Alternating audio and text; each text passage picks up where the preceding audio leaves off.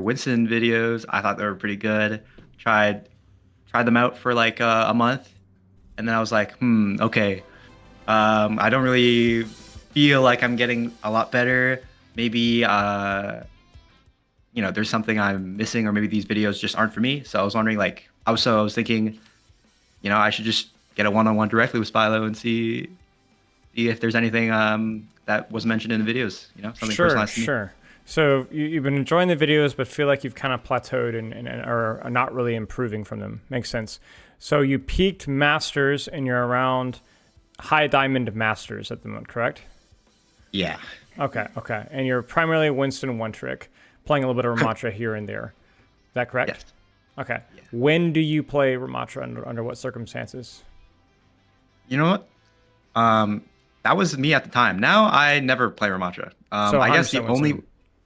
So yeah, actually no. Okay, I have, for example, last season 40 hours on Winston and 4 hours on Ramatra. Okay, makes I'll sense. play him if it's on a specific like Li Jiang on Control Center, and that's Yeah, pretty yeah, much yeah, it. yeah. Okay, okay. Sounds good. Sounds good. Now, talk me through how long you've been playing Overwatch and why Winston, and then we'll go from there. Okay, yeah, cool. So I got the game on Xbox. It was like a year after the release. I was very casual. And then one day I was like, okay, I want to get good at this game. So I played ranked, placed silver. Hmm. I quit the game for a month, played again, started gold, but then I kept on playing. It was around roll queue when this roll queue beta was happening. Kept on playing, climbed to plat. I climbed to diamond pretty quick, I think. I don't really remember. And then eventually I got to around 3,900 in Overwatch 1. And I remember I got to 3,950, but I never got to GM in Overwatch 1. Hmm. Um, Afterwards, Overwatch 2 came out. I placed like Diamond. I think something was weird in Season 1. I don't really know. It was, yeah. Uh, yeah. And then, I think it's Season 3 or something, Season 2. I think maybe, I don't know. I eventually got to GM5, which is really cool. First time GM. Hmm. Um, so I was like GM for till Season 8. I think Season 8 I got to GM4, and then I dropped back down to like, I don't know, Masters 1 or something. Um, and then the rank reset. I took a break after that time. I think around that time, Season 8 was when I joined a team for my university. Um, but I took a break after Season 9, and after that semester. So I was kind of gone for that patch for Season 9. I'm back now, starting in. So I took a break, yeah, like this January, and then I'm back now since the middle of the summer. I've been playing, and I placed around Masters 3. Uh, but that's usually like the maximum of where I am. When I've been playing, I've dropped to Diamond 2, and then I climbed back up to Masters 3 at the end of Season 11. But now I'm hovering around, Masters 4, uh, Masters 5, and at the end of Season 12, I dropped to Diamond 1 on my main. Um, Although on my ult account, I got to Masters 2 at the same time, so I don't know. That's just RNG. Um, and now I am here in Season 13, at Masters 4 on my ult account, and that's probably the highest I am right now. Okay, okay. How long have you been a Winston one trick? Oh, Yeah, go yeah, ahead. sorry, Finish I your thought. completely Finish. forgot about that. No, it's okay. So I've been a Ryan one trick since season 8. Sorry, since from Overwatch 1 to season 8 of Overwatch 2, I've been a Ryan one trick. But then I was like, so actually, what happened? The reason I took a break, partially, it's not the entire reason. I just think I also got burnt out. But um, I didn't make the team tryouts for the second semester, so I was like, okay, I'll just take a break from Overwatch. And then in the summer, was like, okay, I have some more free time. I think I want to, get back into the game. And I was also wanting to get on the team. And I was thinking to myself, like, hey, what's most commonly meta tanks? And I answered myself like, okay, I was looking at the Overwatch CS, and it was Winston always played. I think that's the reason a lot of people start playing Winston. So I started playing him because of that. But I also just enjoy his playstyle now. I like the primal alt. And yeah, Okay. that's If you were to give me, I'm not going to even look at your form for a second here. I'm just going to give the straight answer here. If you were to give me the reason why you've struggled to progress past Masters, what do you think that is? Now, I want to paraphrase this by saying that you are already an exceptional player. I think in terms of the rank discrepancy, Morgan, who is the one of the systems guys, rank matchmaker guys over at Overwatch, posted something on Twitter yesterday. And I believe Masters, if I remember reading the graph correctly, I think Masters is even more rare in Overwatch 2 than it was in Overwatch 1. Oh wow. I'll have to pull up the Reddit thread. You might want to look. You can probably find it in competitive Overwatch. He did a bar graph of it. And basically what I'm saying is that you're a really good player, right? Obviously, and have been for quite a long time. Thank you. But obviously everyone has higher expectations for yourself, things that you need to improve at if you want to progress to that next echelon and to really reach the top levels. For me, for example, it's playtime. It's playtime and some bad mechanical habits depending on the characters that I play. I don't play the game anymore. And when I do, usually a lot of it is just kind of shaking off those mechanical habits. And once I shake those mechanical habits off, I can get to Masters pretty quickly in about a week or two with about any character. But then, I've never progressed to Grandmaster, at least since Overwatch 1, because once I hit Masters, I'm like, okay, well, I've learned the character, whether it's a new hero or a rework. Time to go back and focus on coaching content. I don't play Overwatch all that much. That's my limitation. It doesn't mean that I'm bad at learning Overwatch. It just means that I know that the hurdle that I need to hit to get to Grandmaster is something that I don't have the time or willing to. What are your hurdles that are either willingly put in there, like I don't play the game very much because I don't want to, or I do this or I do that, or I play casually more? Or what are the hurdles that you feel like you'd want to hurdle but just can't quite figure out how? Yeah, I like that question. Long question, To be but honest, I'm kind of open everything up for you here. yeah, no, I really like that. To be honest, I've been thinking about this recently about myself, just like who I am as a person. I think a big problem with me, like if I could just fix, like if I could do one thing better, it's the problem that I have where I think everyone has it. First of all, like where if you're learning something, there's like initial like really quick learning, and then there's a valley of low Yes. learning rate before you can get really good. So I think for me, I'm pretty good at like doing that initial good bump. But then, once I get to that valley, um, you know, at that point I'm like pretty decent at the game or pretty decent at whatever I'm doing. And I get complacent and I kind of lose motivation to get better, to be honest. I think that's what happened to me in Overwatch 1 for like a lot of seasons, like maybe 10 seasons. I was still at 3,900 something. I was too scared to climb to GM. I barely played the Wait, what game. is it? Too scared? Just as in, like, I didn't want to lose the SR that you had? Yes, yeah. I can relate to that. Go ahead, sorry. Yeah. And basically, like, yeah, well, I feel like for everything I've been doing in my life, I'm pretty good at learning something quickly, but I've never, you know, felt to myself like I'm like one of the best players or best people that does this one thing. Um, and I think like, over the summer I had the realization, or like I set a goal for myself, like, what, I want to be able to get really good at something. Um, and I thought to myself like, okay, let's start with Overwatch because I really like Overwatch. It's fun to play. It's better than like getting really good at maybe computing science or something. I'm doing a degree in that or something like that. So yeah, I just thought to myself like, if I want to get really good at something, let's start with something easy. And if I can get really good at Overwatch, get to my goal. Currently, it's like GM and top 500 at the same time. If I can do that, I'm more confident in like my soft skills to just get better at anything I want and push past that valley.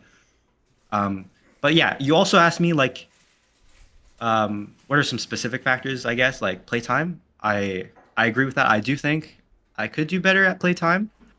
One thing for me is I feel like I'm an inconsistent player. Not not the gameplay type of thing. Like my gameplay also is inconsistent, but I know that's human.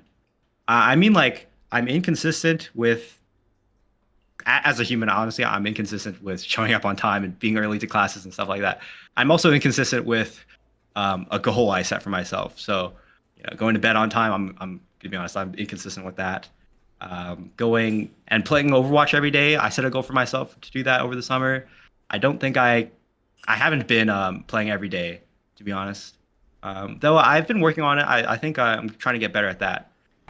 So right now my playtime is my goal was 5 games a day, just playing Winston. And honestly, I've also seen your videos though.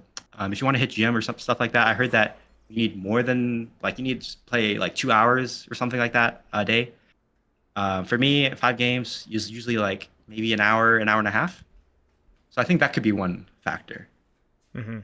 Oh, another factor is um, honestly my mental. I used to never have. I don't know. I used to never have this problem with my mental, even in Overwatch One. But like I guess since I got back, I think I've been a lot easier to tilt. Um, though I have been taking some steps to fix that. One really major thing that helped me with ranked anxiety and not wanting to play on the ladder and stuff is muting text chat. I got that from you. Muting text chat, and I also don't join voice. To be honest, I think one of the biggest reasons I never played in Overwatch 1, like that contributes to my ranked anxiety, was my first time playing in a GM game, top 500 game as a Masters player. Uh, I got like flamed the fuck out by Hmm. by those players, and I was like, I don't know, I think it was like maybe 10th grade, so I was a kid, and I feel like really made an impression on me. Um, yeah, but I think I'm getting older. That's not much of a problem. But still, it still impacts me, and I think using voice and that helps me out with my mental. I think yeah. Overall, I'm just a really emotional player, I guess. You know, I feel really bad if I'm playing bad because I feel like I'm letting my team down and they're so pissed at me. But if I'm not, if I sometimes I'll feel like, you know what, Tony, you should be easy on yourself, and it's actually not your fault. But when I adopt that mindset, find myself getting tilted at my teammates because then I'm saying it's not my fault. Then whose fault is it that we're losing? Well, my mind goes to blaming my team. So I think that's a challenge I'm aware of, and yeah, I put that on the forum. I remember, but Hmm. recently I have been yeah trying to work on that. Just keep it in my mind. Try to take a break if I feel tilted. It's still something I struggle with though. Yeah. I Uh, mean, yeah. there's nothing here that's like I can't relate to, at least into some aspects, right? I think one of the things that you said is like, if I'm not blaming myself, if I'm not, then who am I blaming, right? Uh, I guess the challenge is going to be like, can you get away with not blaming anybody, right? Because like in theory, the reason why we don't worry about blame is not because we're not trying to solve a problem. It's the fact that the problem just isn't solvable, right? Like even if you knew whose fault it was, it's probably a little bit of everybody's, first off. But even if you knew whose fault it was, what can you really do about that? Yeah. It's like your helplessness. That's really the thing that should be holding you back. It's not the goal of being PMA necessarily. I don't know. I think like basically listening to you talk, and I think you've really nailed it on the head about like exactly what some of your issues are, what some of your challenges and what some of your strengths are. Right? Is channeling the desire to want to do and better things and wanting to accomplish something and not just to be good at it, but to try at least once to become great at something. Yeah. And you're really close, right? You're really close from a statistical standpoint, and then recognizing exactly what's holding you back. And we've got a lot of things, right?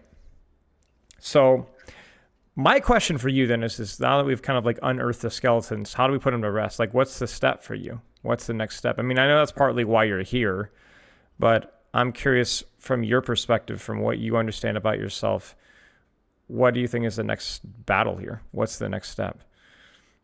Um, I think like I don't know if this is the right answer, but maybe this is why I'm so complacent. I think it's just to continue trying to stick to my goal of 5 games a day. I feel like if I just keep doing that, I will get better. I don't think I've ever stuck to 5 games a day for longer than like maybe 2 months. So I feel like that's my battle that I'm currently battling, and I think if I keep on doing that, it's the step in the right direction. Um, did you see improvement over those 2 months? Hmm. here's the like I just feel like there's so many factors to see if I can definitively say if I saw improvement. So like here's my reasoning. I placed Masters 3. I don't think I really deserved Masters 3 maybe at the time because I took a break for, 3 months. Uh, and Masters 3 was after the rank resets. So like I don't think that was like pretty much around GM5 of season 8 and stuff. So I think like I didn't really deserve Masters 3. I dropped all the way to Diamond 2. And I think,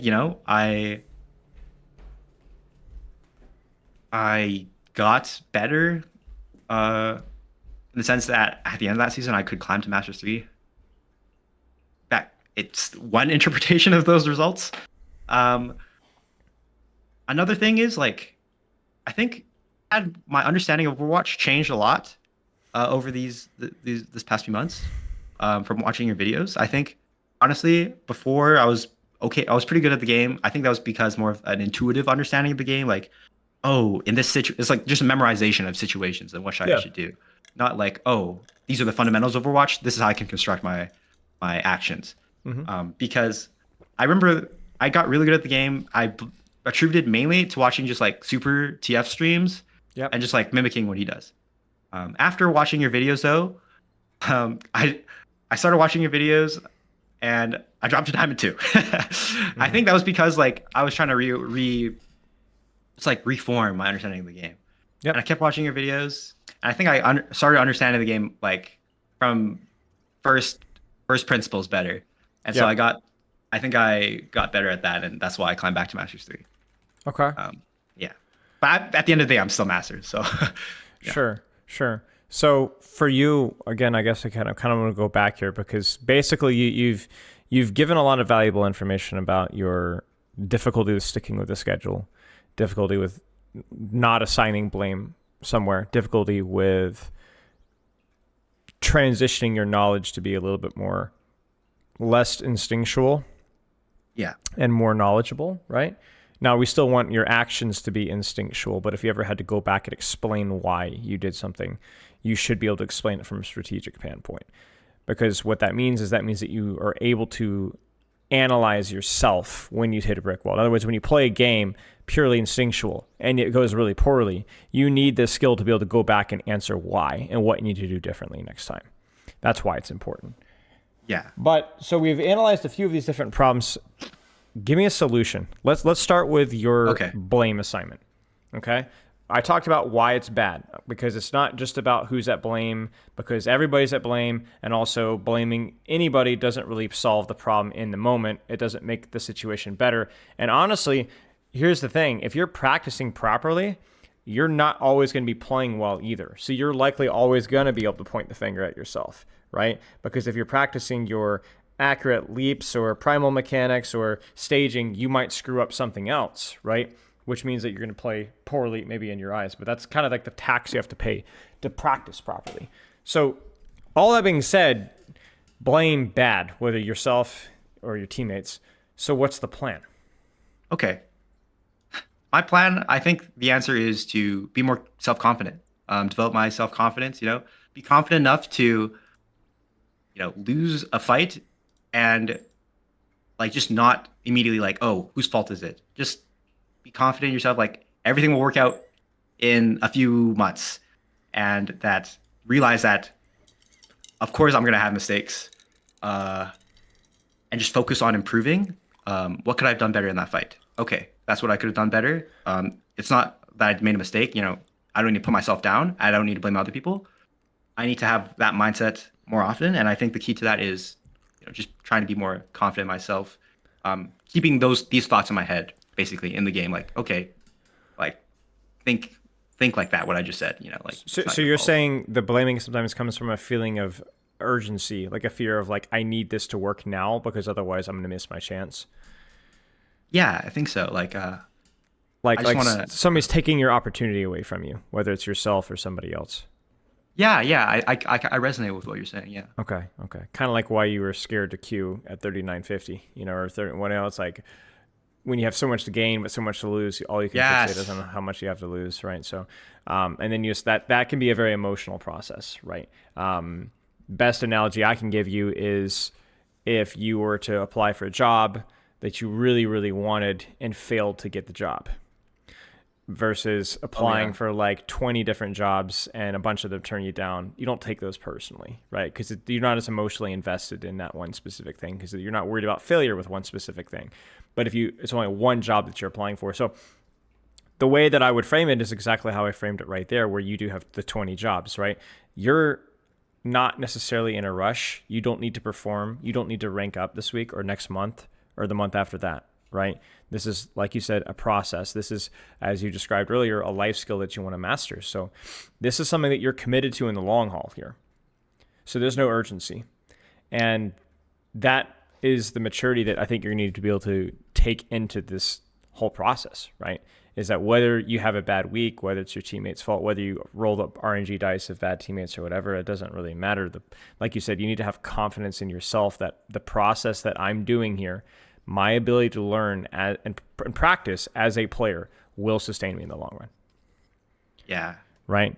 Like, I have utmost confidence in myself to be able to play Overwatch at a high level if I ever put the time into it, right?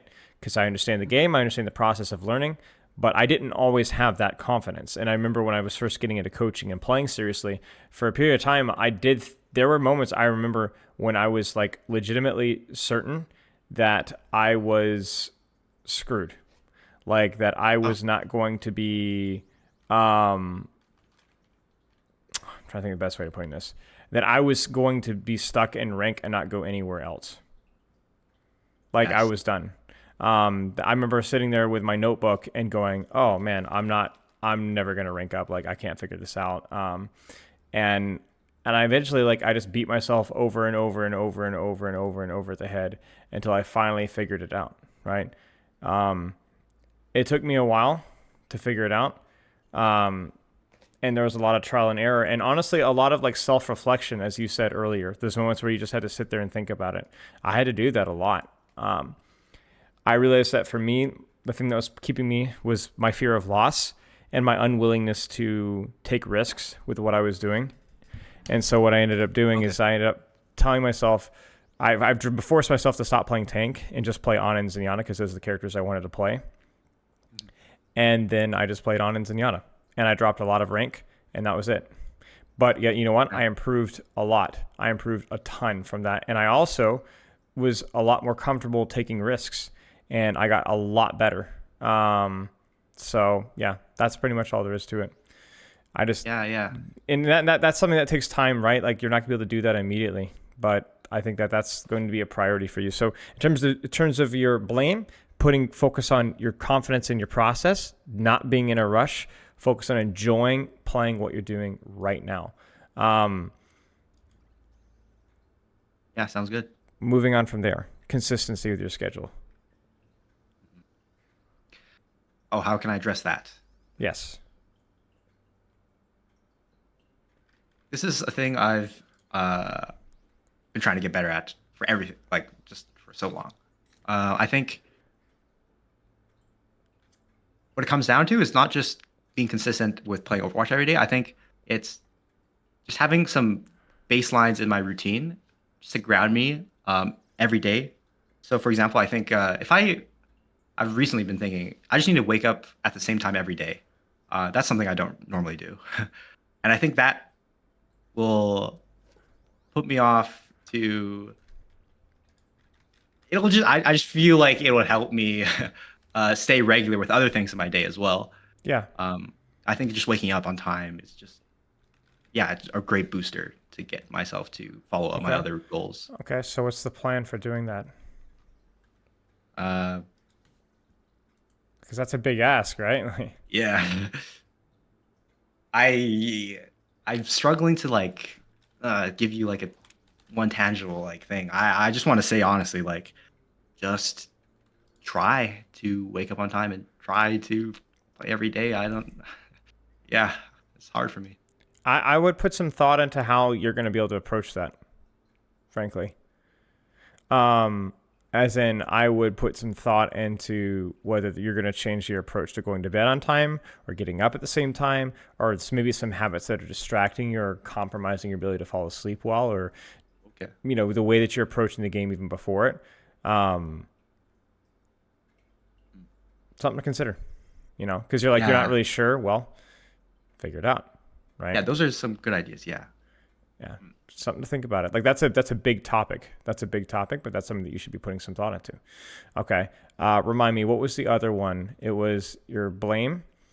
Yes. What else? Playing regularly. Uh,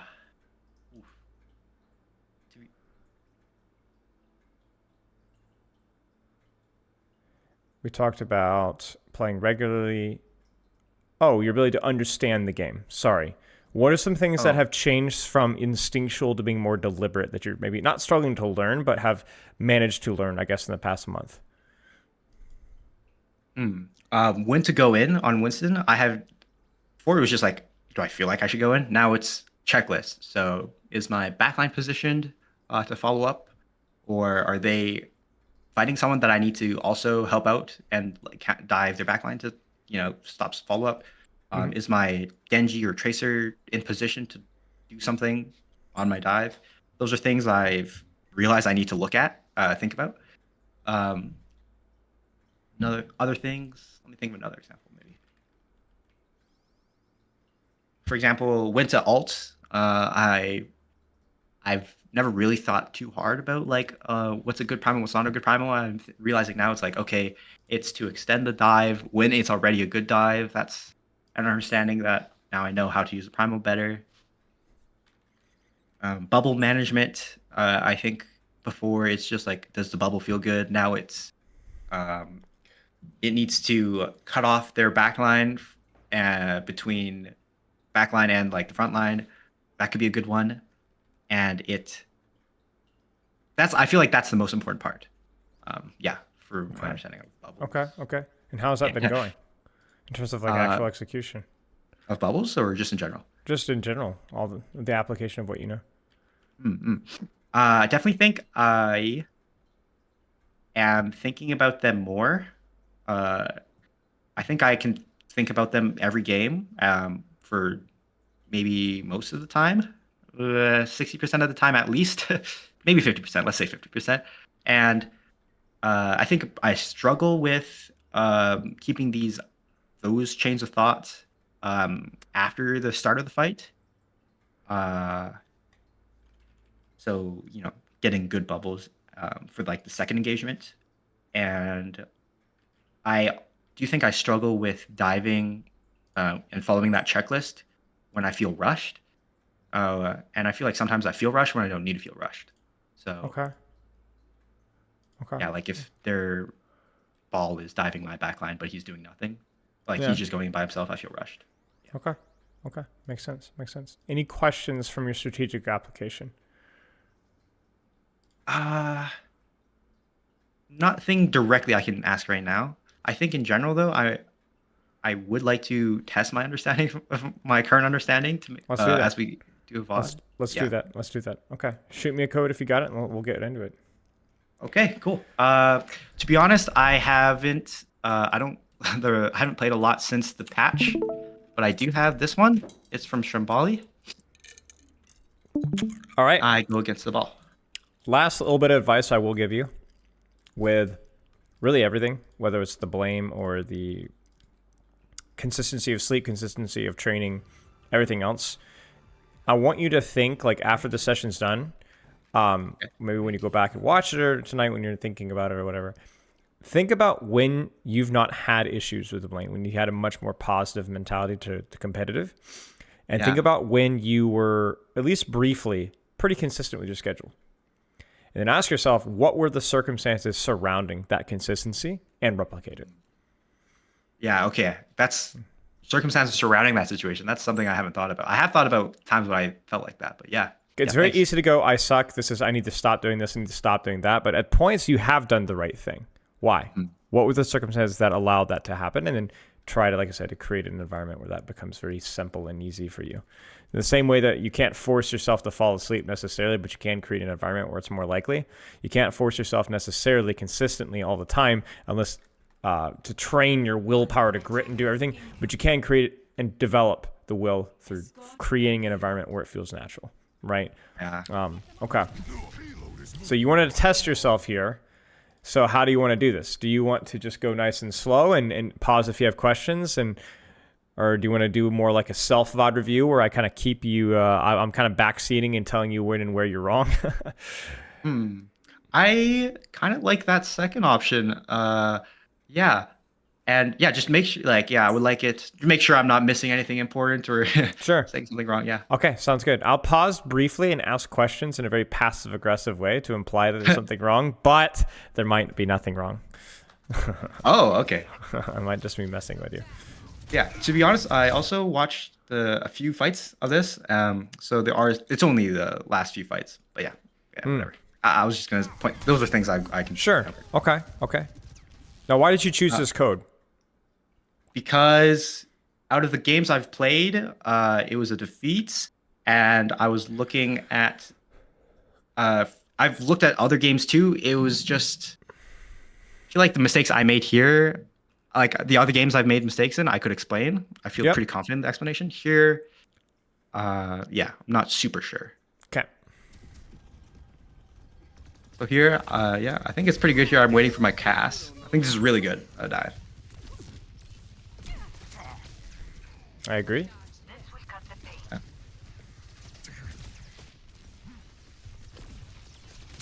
Okay. I don't think that's super good. I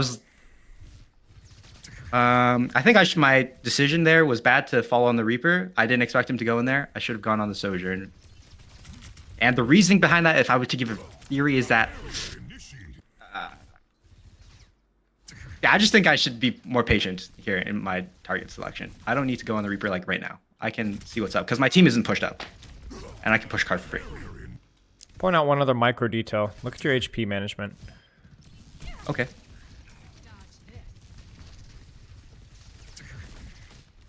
Okay, I'm taking poke, and I'm going in without armor.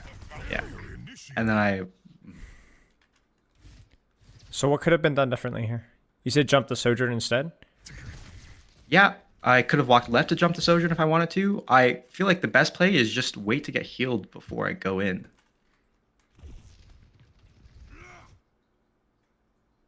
Right? Yeah. Okay. So far, so good. Cool. Here, I could be playing the corner more.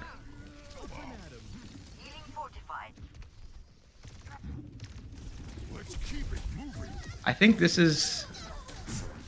Well, yeah, I think it was fine.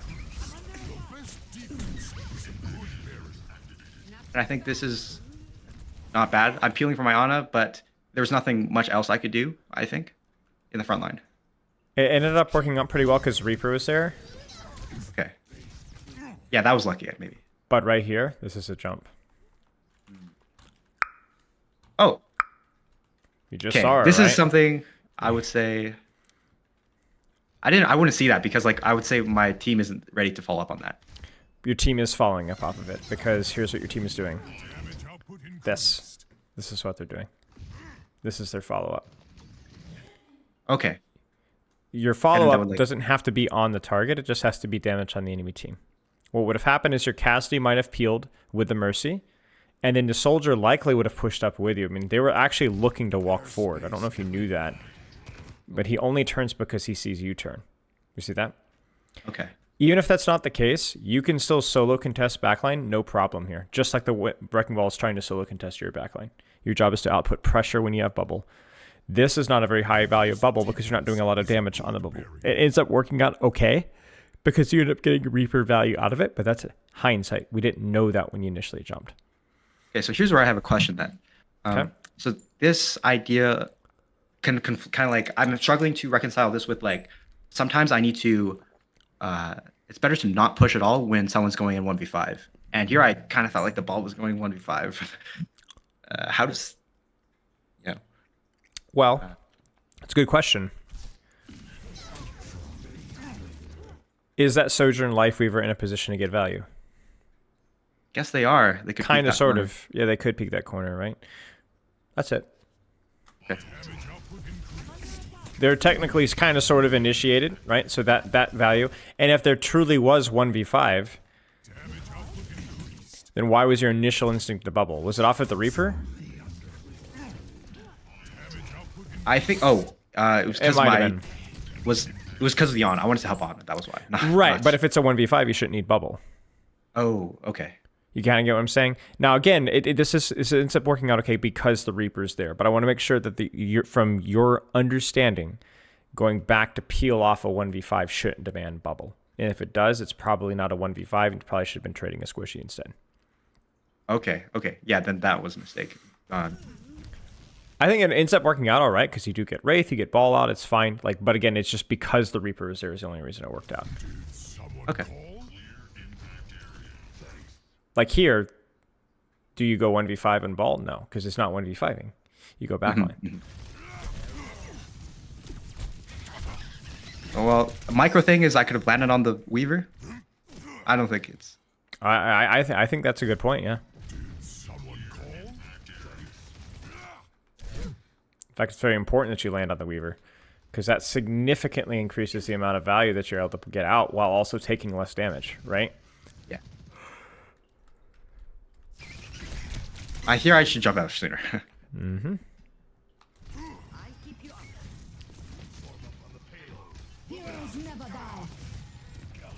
I should just go in right now. Yeah. You notice the 1v5 with the Reaper, right? Kind of, sort of, right? Like where he overextends, you notice it didn't cost you bubble. You notice that? Oh, yeah.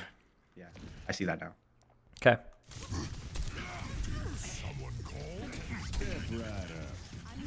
There, I should have gone... I don't know. I think it was okay. Why? What's your hesitation, and why do you give yourself a pass? I feel like the timing... I was good. The timing to dive was good, and it's still putting up pressure, though it's like I could have got more value on the Sojourn. I could have predicted her slide away. I mean, could you have done so safely? Could you have gotten her safely? Like, sorry, what do you mean? As in, if you dive the Sojourn, predict the slide, can you actually chase here? Oh, probably not. Probably not, right? Like, this is the thing. If you've ever watched high-level Winston, they dive backline a lot less often than you think. The reason why is because committing your cooldown and a full engage on backline will often get you killed. It's not that they don't pressure squishies, that the goal is that they have to kind of earn the ability to go for squishies.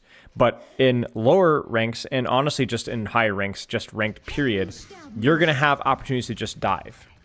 So if you're going to dive Sojourn here, pursuing and landing here with bubble would get you killed. So you're either going to do exactly what you're going to do here, bubble and squishy here, force a cooldown out, or you dive the Life Weaver. What's the difference between diving Life Weaver and diving Sojourn right here? Weaver is no one else can see me. They can't. That's it. It's the position. It's not that it's Life Weaver necessarily. It's just where he is. You can dive by yourself and not really worried about getting blown up. Okay. That's it. He has a more isolated angle with corner cover. That being said, if you're not going to jump Life Weaver, this is exactly how you need to pressure a front line here. You jump deep or shallow, you bubble, you jump in, you tuck, you force slide, you force Sojourn out, you get a little bit of pressure on the Reaper, and then you jump out before you take too much damage. It's good. And then you do more than that. You go, oh, I didn't take too much damage. Weaver is by himself. Weaver doesn't do damage. Let's jump the Weaver. You see that? Yeah. You broke the golden rule of Winston, which is you jumped without a bubble. But you know what? It was correct. It was correct. Yeah. Right? It's correct. And now he's dead.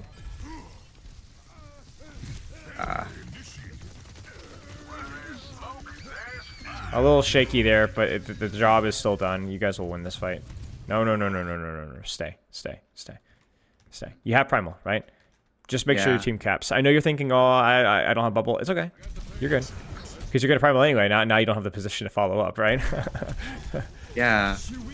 Damn, I don't remember why I did that. That's okay. I think you were thinking I don't have bubble, so I don't want to greed this too much, but I don't think you needed to. Yeah. That being said, pretty reasonable. There's a reason you're Masters and not Diamond.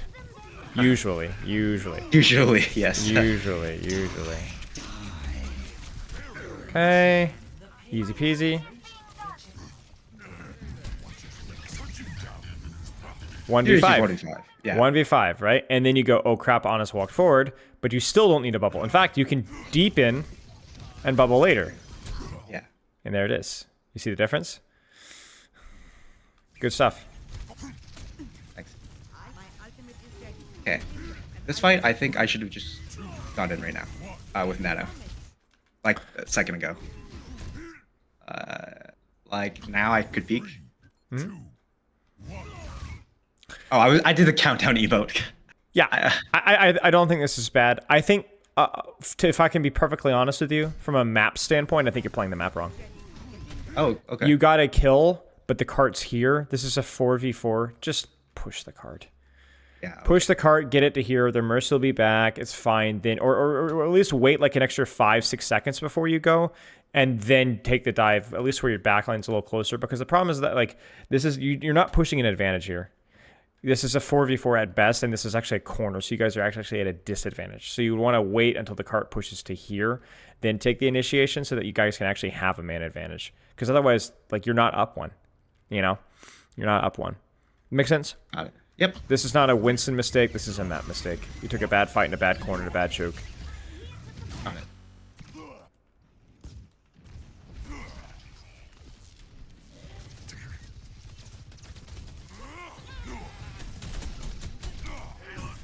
That was fun. Help my team walk. Mm-hmm. Idiots.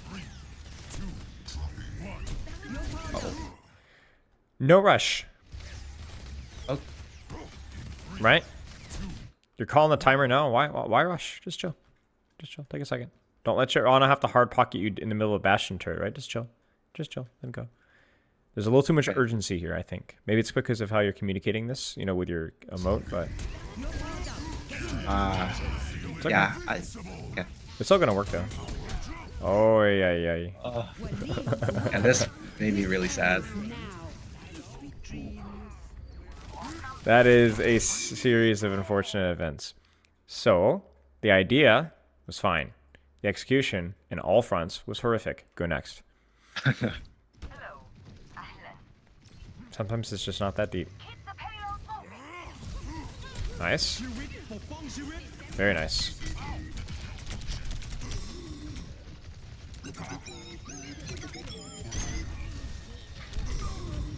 I think you need to be a little more decisive with what you're doing here. Okay. Out or in, your choice. All right. That's yeah, it. Yeah, this is taking too much. Because you're just taking too much damage, which means that you're forcing too many responsibilities onto yourself instead of letting your teammates play for their own lives, if that makes sense. Yeah. Got it. And that's been a pretty consistent theme with you, even to a slightly different set, but like here, where you're just taking a little too much damage. Sometimes it's a little bit too indecisive. Sometimes you're a little bit too slow. But just a little too much damage. Like even here, just don't peek. Don't peek. Nice. Very nice, very nice, very nice. Here, I think I could have landed closer to the corner. Or the edge. I agree. I think it's because you wanted to land on the sleeping target. Yeah. Mm-hmm. Do it. Do it. You see that? You got Primal. It's a Sojourn. Jump it. My reasoning of not doing that was it's not enough value. Because I feel like sometimes I've made a mistake where I dive someone who I might not even be able to kill. And then the fight's already broken out and one of my teams got died because I didn't make enough pressure. Is this Sojourn applying pressure? Okay. Yes. Are you going to force a response from her and then be able to pursue maybe even with Primal? Yes. I mean, what more do you want in a dive, right? I mean, look what you did instead, right? You zapped a Bastion who's dead anyway, right? I mean, there's nothing really huge about this, and meanwhile, this Sojourn still has the angle here. Right? Yeah. Now, I didn't know that was had happened, but that's not a hard prediction to make. It's a good squishy. She's on a good angle. That's what you do as Winston. You don't let them take good angles. Okay. You're the bully. It's fine. I mean, it was fine. I think it was a good decision. I didn't feel like it was winnable either. Yeah. I wasn't paying attention to kill feed just now. Okay.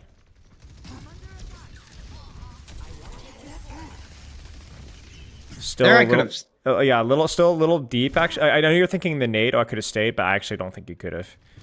The damage reduction is too high. Okay. So like this here, he still has the tank form damage reduction, right? So like you're not gonna be able to get him before the anti-nade expires. You'll get him really close, but then he's gonna get gripped or naded, and then he's not gonna be.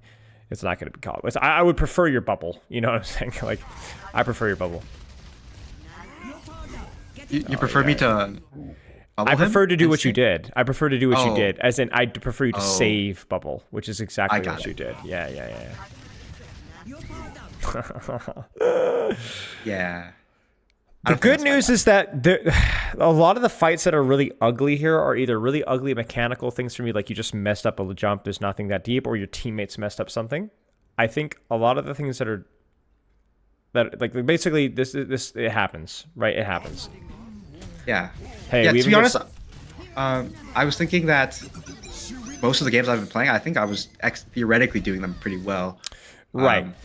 It's just goofy errors, you know? Yeah. That's all. I wish I could have gotten a game where. Oh my goodness gracious.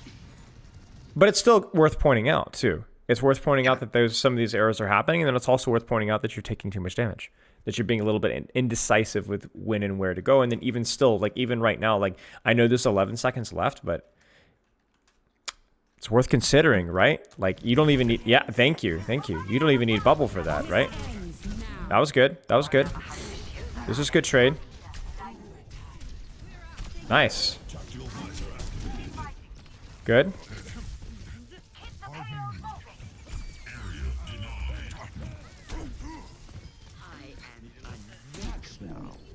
I mean, this is fine. Yeah, I think so too. It is crazy how much armor affects Bastion now. It's such a nice change, honestly. Like, you could just feel it, you know? Like, you could just feel it. Like, it's like, oh, wow. I would have died there if that had been, like, prior to armor. Yeah. Okay. Poor HP management with your bubble here, right? Okay. So I know- I've been Go told ahead. previously, like, oh, I should work on my aggressive bubble. So try to get a really deep bubble here, but Yeah. It's a balance, right? Like it's literally a balance. Like it is like you're on a pommel horse here or on a balance beam, and you lean too far left, it's bad. You lean too far right, it's bad, right? It's a lose-lose if you mess it up. Like for here, you needed to bubble now because you can chase far enough with this bubble for it to be value, but right now you're taking damage to the face. So you need to start blocking the bubble now. So you're just a little bit late, and then you're too slow in working to the corner of the bubble as well. Like you're indecisive with what perimeter you're going to use for your dance. okay. You kind of see what I'm saying? It's not good enough to just bubble. You got to know, okay, what edge am I going to dance on? You were thinking, I'm going to pursue, but the Sojourn had different ideas. She walked in your bubble, and so then you caught with your pants down, right? And Nah. you took about 150 too much damage. It's a big deal. Bubble itself, honestly, very close to being good, but not. Okay. That's a good bubble. You see the difference? I mean, it's such a Yeah. small detail, but watch. Deep jump, turn the corner, bubble block. I mean, I think it's a bit accidental to block that, but still, like, Yes. look at the perimeter that you have here. It's perfect that you can pursue. You've got 3 people looking at you, and that's a good bubble. Okay. I would have honestly said that was a little too passive. Just a centimeter. All right. bit forward. More forward where he was going to kite. Yeah, like just forward towards him. Sure. The difference with moving too far forwards is what if he walks inside, Okay. right? I don't think he will, but it's something you need to consider. That becomes a lot more important with characters that have CC. Yeah. Honest, Cassidy, stuff like that. Yeah. Okay.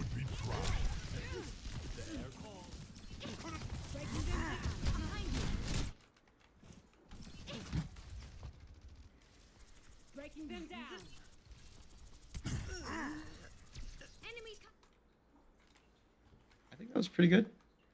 That's elite. You know, it's perfect. That's exactly what we talked about with the perimeter. You knew exactly, you even made her jumped a little behind her to make her turn, so it was a little bit, she had to be a little bit slower with the sleep dart.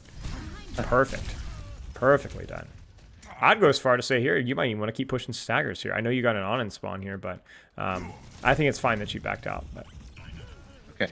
it's that tricky balance, because earlier we were like, you just need to disengage because the map is really bad, right? You need to play around your Mercy and Cart. This situation, Yeah. I think the map is a little bit better for you guys, so it's up to you, but it's a small detail. Okay. Either way, this is fine.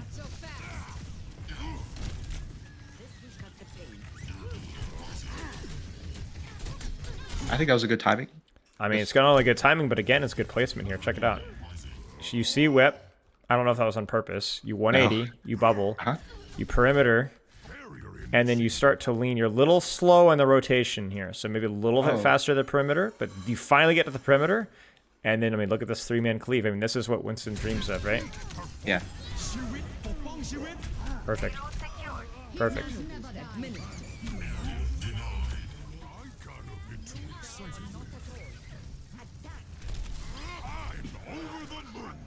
Yeah. Silence on the Western Front's good news for you. It means there's nothing to say. I was joking with a student yesterday. I was like, if I'm moving at 2 times speed, that's a good sign for you. Okay, great. Because I want to be efficient with your time, right? Yeah. Yeah, no complaints. Cool.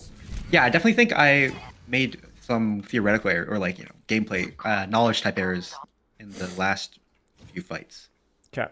of the So game. far, what are you seeing? Like, maybe not why you lost or won. Like, it doesn't matter how the result of the game. Like, really, it doesn't. What are some things that are going to cost you games in the future? What are some habits that need to be cleaned up? Like, the objectively perfect Winston game would look differently in what way? Okay. Definitely big one is, I think, being decisive.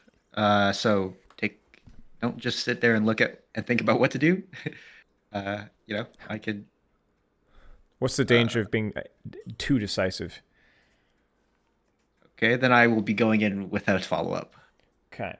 So how do you practice your decisiveness? This is a very important question. And you're probably going to get wrong, but do your best. How do I practice my decisiveness? Is to decide every single thing, and hopefully I'll decide faster. Okay. Like, Well, go through the you're a checklist. wizard. Oh, frick me. You got it right. A lot of people are like, I just need to be making these decisions faster. And it's like, that's just such a vague statement. The whole decisive is just decision. Being decisive is somebody that is very quick at making a decision. And so the way to get decisive is to make more decisions. So when you looked at the situation here, you're very deliberately looking at Reaper, and then you went for and then earlier you were like, okay, well, I should have gone for the Sojourn, or I hesitated, then I went. No, you just need to keep practicing making those very same decisions. So what we're seeing here is that you have a weakness when it comes to making your dive decisions. Sometimes you choose the wrong targets, sometimes you choose the wrong staging, sometimes you peel when you shouldn't. But actually, that doesn't mean that you should change anything of what you're doing right now. Keep going. We're pointing out a weakness that will naturally improve with you doing exactly what you're doing right now. Okay. Yeah. So it's good to know that cool. as a weakness, just as a bit of humility, right? But it's also worth noting that that's not necessarily something to be changing. Now, there are a couple of things that I think you do need to change. What are some of them? I think bubbling. I've never noticed this, honestly, but I do think if walking to the perimeter more quickly. I would put it as simple as like, let's treat bubble like a widow headshot. Be as obsessive about your bubble placement as hit scan players are with their sensitivity. Winston is not a mechanics-free character. The timing of when you bubble, where you bubble, how you jump, how you approach the jump is very, very deliberate and mechanically intensive. Go explore it. Go explore it. Look at each jump and be like, okay, how could I maximize the damage I put out while minimize the damage I've taken in? And think about it from that way. That's an interesting analogy, like trying to get a widow headshot. Yeah. Yeah, because it's very mechanically intense. It's like but the reason it's not obvious is why people are like, oh, Winston's not a very mechanically intensive character. While they're like, oh, that Winston keeps jumping on me. Oh, it must be his positioning. I mean, yeah, it is, but it's not just positioning, mate. It's a lot more than that. He's landing on you every time and dodging every single CD, and he's also not taking the fan, the hammer, right? Like, think about it this way: you jump a Cassidy, you don't eat that initial fan, the hammer. It's a big deal. Hey, here's another question then. When I do a dive and it doesn't work out, like maybe I die or something like that, I can anticipate myself questioning, okay, what was it because of? Because I dived the wrong target, like I was my First decision was mistake, wrong? let me interrupt. First mistake is thinking that. Oh. First mistake is thinking that. When you're in the match, that you don't think about that. Oh, okay. You never critique yourself in the middle of a match. Never. You always think about, okay, what do I do next fight? There's no such thing as mid-game adjustments, almost without exception. Okay. Now, what you do is you look at how slow and deliberate and careful we're being and thoughtful when we have time to think it through and learn. Okay. Don't coach yourself. Don't coach yourself. Yeah. And then my question then would have been, like, how do I tell if it's because of my bubble timing or my target selection? But I think, if I'm doing it slowly and calmly, I can figure that out. Exactly. And then what you do is you take the knowledge that you have and you see if you can find any tendencies that you need to practice. See, the ultimate goal for us is to find things that you can go into game and practice. Practice my decisions, practice thinking about my bubbles, and practice is really just thinking about it, right? Like if we looked at all the previous jumps and asked you to be perfect with your bubble placement, you would still screw it up frequently because you don't have the mechanics just yet. But by thinking about it while you're practicing it, you will improve at it mechanically over time. So yeah, exactly. Don't coach yourself in the game. Just play or practice exactly what you're trying to practice. Then if you have any questions or confused about an engagement, go back and watch it, think about it, and then make the adjustments about how you want to think about things moving forward. Got it. Thank you. Okay, so I think bubble mechanics. What else? Yes. I think there's one other habit with your gameplay that's costing your resources a great deal. Think about your poor supports. Okay. I'm thinking like that fight where I was like just in the car jumping up and down. I would say like take less poke. Yes, I guess. Yes, exactly. A little bit less just damage. It might be that you're thinking about your engage, so that then you're taking a lot of poke. But that doesn't. When you're thinking, it doesn't mean you necessarily need to be looking something in the eye. It could be as simple as think back to this exact same position here. It could be thinking, okay, I'm following that Reaper. Do I want to jump that Reaper? Do I want to jump that Reaper? Do that decision from here, not from here. Right? That's the difference, right? It's a very, very, very, very, very important skill. Okay. I would say those are your two main issues. I think in terms of strategy, with the exception of maybe when we appealed Wrecking Ball instead of trading backlines, that is a tendency to look at. I think strategy you're playing relatively well. I think this is something that you should be proud of. If this is something that you were doing before and now you've improved at, or you're still doing the same level, I don't know. But basically, it's looking pretty good. Thank you. To be honest, though, I think this was one of my good strategy games. Good to hear. This is fine. I mean, there's nothing. This is just a lost game. I respect this, but this is dumb. I think like basically this is like you're trying to be the guy that they post on r/Overwatch. Not exactly, but like that's kind of like she's dead. She's dead. Okay. This Maul could go walk in here and just smash the melee button, and there's nothing you can do about it. At this point, just reset. Maybe you could drop on this Winston. I mean, look at this, right? Like, see, this is where you should have been, like dying on cart, getting a trade with Bash and Moira, right? Yeah. Because this Mercy's dead. Just get value. The reason why this is bad here is because you can't stop this. You can't affect this, but you can affect this, and you can't affect this, and you can't affect this, and you can't affect this, right? So ultimately, just nothing happens. Yeah. Oh, you might be able to get out here, actually. I at this point, this is where you automatically stay with your Ana, because you don't really want to take an engagement right now. Okay. I was trying to get the ant follow up on the ante. Yeah. I understand. I understand. I think I should have gone faster. What I would have said. Like. Yeah. It's tricky. It's just one of those situations where, like, I don't think you can follow up in the ante by the time it lands. Like, if you don't get the jump, now it's gone. It's already gone. Like, she's already in the room and she's left. Yeah. Meanwhile, your stupid Mercy spamming, stop the payload, stop the payload. Like, buddy, we can't. Yeah. Okay. Beautiful. I wanted a better view of that. That's okay. Oddly timed, I'm not gonna lie. Feels a little early. Okay. Yeah, just a little early. Like, honestly, like, let your soldier even peek a little first. I'm not gonna lie with you. Would you play into Reaper Bastion? I don't mind letting somebody else tank for you just a teeny bit. Okay. Just a teeny bit. I think I should also just like look at my Ana and see that she's not ready. Yeah. Agreed. Bubble timing as well and poke. It's the same thing, right? So like you take literally almost 300 damage before you bubble, and then you land in the middle of your bubble with him on top of you, and you don't get to the perimeter until you're already 100 HP, right? So that's a great example of everything wrong with your gameplay, right? Like a little bit too much urgency with your backline, right? Yeah. Bad bubble mechanics and taking too much poke. Perfect. Got it. Little microcosm of what you need to practice. Nice. This is good. It's unfortunate that the Sombra died because this felt really winnable.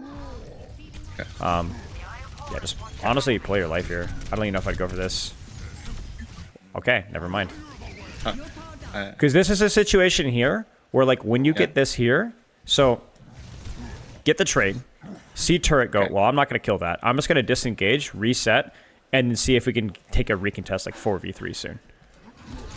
If that makes sense. Because because like that's a real world there where you just die and nothing happens. But huge data from your Ana though. yes. Yes. Unironically, probably would have been okay to shoot Reaper there. Probably smarter. Just because he was there. But if you would have had to commit jump on Reaper, that's probably a bad idea, which is probably why you jumped out. I think this is honestly fine. Because the goal of the nano is to save your life, and it did that, so just get out. You know? Yeah. Just get out. I think you were thinking about peeling your Ana there. Yes, But really, which is, you got to be careful of that mindset, right? However, you using the nano to get the kill on the Bastion and then to actually get out is huge. It means you guys are going to actually take a real fight here. Okay.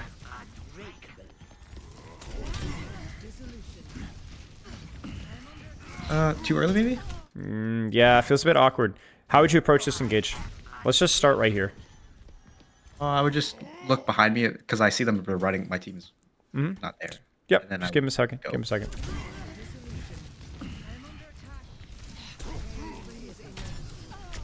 Again, you broke the rules, but seems pretty reasonable, right?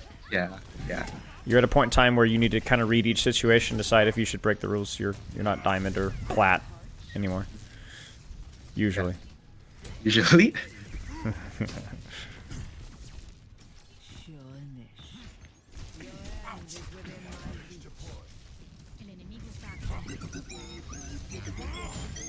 This is where I just don't like the extent with which you do things. This is fine. You've got nothing else to do, shoot him. But to commit your jump and bubble here, like I just don't know. Like I know your soldier's in trouble here. Maybe I jump here. Okay, so you didn't commit your bubble. I'll give you credit for that. Okay. I was thinking now, like, if I want to help my soldier, it's better to just dive something that is more valuable for me. Sure. I mean, I respect that you held your bubble and then were able to get value out of it afterwards. I will say that. Okay. Sure. Drop it off. Better. Much better. A little bit sloppy with the dancing, though. So the placement was actually good. The bubble placement was good. So this time wasn't as much, maybe a little too early or a little too late, but you quickly jump out. That's huge. But then here you don't strafe back in soon enough. So you take the shot, strafe into him there. You don't need, remember, don't get closer. There's no reason for you to get closer. Play like your normal range, right? So the mechanics of how you dance were a little bit messy, but the bubble placement itself was good. Good. Again, no bubble, but hey, EMP, you gotta go. Sure, waiting on bubble, so you might as well do damage. Next bubble setting up. Let's go. Good target focus. Like, go and break there, really important.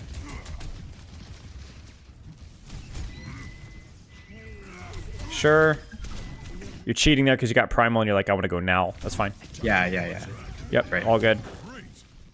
Yeah, I don't have a lot of feedback from here outside of just make sure you're very, very disciplined with how much poke that you're taking and exactly how you're dancing with your bubble. Okay. Yeah. Like, I kind of felt the same here. Like, yeah. I think mainly you'll have some things to say in the second, third, and fourth round. Okay. Again, it's just it could be a teeny bit better. Teeny bit better. So first off, that initial peak made you just lose so much HP off of this, right? Like this is a habit that we have to break. The jump itself and the angle is good. And then I want you to be a little bit further outside the bubble here. You're not going to stop the bash, but you will stop the headshot off of the bash from the bastion, right? So you get that extra, like even just not taking poke here, not taking that bubble dance, I mean, we're talking about literally 350, 400 extra HP going into this. Okay. Which is a big deal, because if you're going to melt Brig, you're going to need the zaps, not your primal. You need that armor-piercing damage. Okay, let's take a look at third and fourth round, you said? Yeah. Okay. Yeah. As in here? From here? Is this our attack? No. Oh, is No, it? this is still your defense. Okay, no.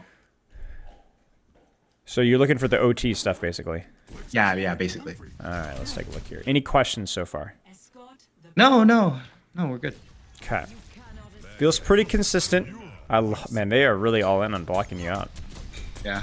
This is not an easy Winston map either, as I'm sure you know. So here, I think I could have just gone on. I should have just gone. I agree, and I think that like the whole mentality needs to be, okay, where am I going to jump? How long am I going to jump? How am I going to use bubble? This fight is starting. You need to be here. Drop bubble, zap, disengage, right? Like just go, Because right now, if you could pull resources your way, I think this Reaper dies. Yeah. Or My maybe the Brig thought- dies. Like yeah. I mean, this is so many opportunities here. Go ahead. Yeah, my thought process was like my Ana is busy, so she won't follow up on me when I dive. but of course, you know, it doesn't make a lot of sense, right? Like because you're honest busy, you need to be diving essentially. Yes, yeah, right. Yeah. Okay. But I appreciate the insight, the thought process. That's very important. Obviously, that sucks.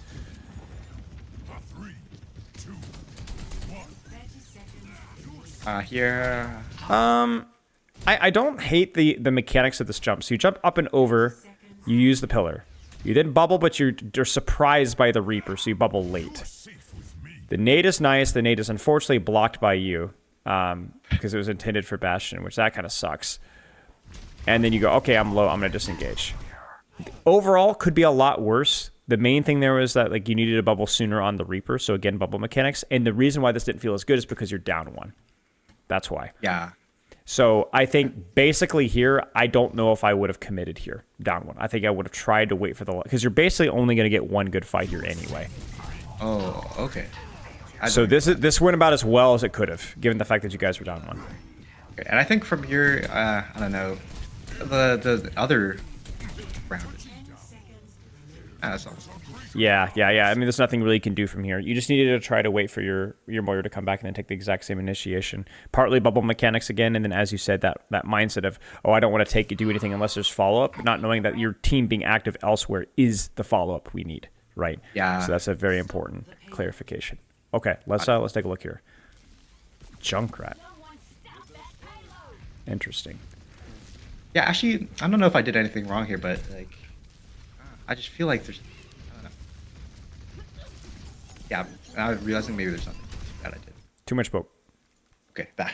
You can absolutely bubble. I think what's happening is you're questioning whether you should use your bubble now. You're like, oh, I used turret. It's fine. If you sat right here and bubble traded here, that would be okay. If you go, oh, turret form and disengage fully decisively, that would also be okay. The problem is you do a little bit of both. You're like, you're not sure if you want to bubble and you're not sure if you want to disengage, so you just kind of hover, and then you get screwed. Because now when you actually bubble trade, you're down 200 armor. Does that make sense? Yes. I mean, it's just a bit unfortunate, right? Okay, so I have one last question. Yeah, please. Okay, so I was thinking to be better at taking less poke. Is this another situation where I just should do nothing, and like if I'm thinking faster, then I wouldn't be sitting there as long, or should I also, you think I consciously try to take less poke? I don't know. Okay. I don't know under what situation that you're being slowed down, right? I don't know if it's you thinking about these initiations or you being indecisive or an over pursuit of alternate fire. Like that's a very common Winston error as well, like where they alt fire spam and they take too much damage, or just simply not respecting your support's resources enough. Maybe it's a little bit of all three. But that's a great question. I don't have the answer to it. That's only something you're going to have to answer. Yeah, that's fair. Depends on my thought process. But basically that question, answering that question will solve your problem. That's what I could tell you. If you could think about those situations and maybe be a little bit more deliberate about, like, I'm not going to take poke while I'm deciding. Maybe that's a way of approaching it, right? Like, can I make this? Can I scout? Can I make the decision without taking as much poke? And when would I use, like, sideways to that one is, when is it appropriate to use alternate fire from range and when is it not, right? Yeah. No. Those are all things I that like you can that. kind of approach. Okay, so that's number one. So like let's take some notes here. Winston, avoid taking poke by addressing the root issues around the unnecessary damage. Alt fire decisions about dives, etc. Okay. Decisive engages. Practice reading the battle to understand dice. Come with practice. So basically, I want you to continue to focus on your positioning and your dice. Okay. Because that, and then bubble mechanics, timing, placement, dancing. And then finally, if your team is initiated on anything, that's a fine time for you to pressure. I won't even say dive, just pressure. Maybe that's something in front of you. Maybe it's the Sojourn close to the Reaper close to the Zen back. I don't know. Just do it. Got it. Yeah. Okay. I would practice these deliberately. Keep in mind that with all this feedback and with all these ideas, some of these might be fresh, some of these might not be. The most important thing was the first 35 minutes of our session. What is preventing you or making it difficult for you to not apply what you know, but to progress, to continue to grow and progress with Overwatch healthily? If you're able to answer that question and able to develop that skill, and keep in mind, it's not going to be a light switch moment. It's going to be the door slowly opens, right? Little bit by little bit by little bit. And then it closes a little bit, and then it opens again a little bit, up, back and forth, right? Just like improvement in Overwatch. Like your ability to improve your sleep schedule, to improve your mentality about blaming and progress, it's going to come slow. So be patient with yourself. And remember the last advice I said, which was focus on when it goes well, replicate the circumstances. Mm-hmm. Got it. Thank you so much. You're very welcome. Any questions?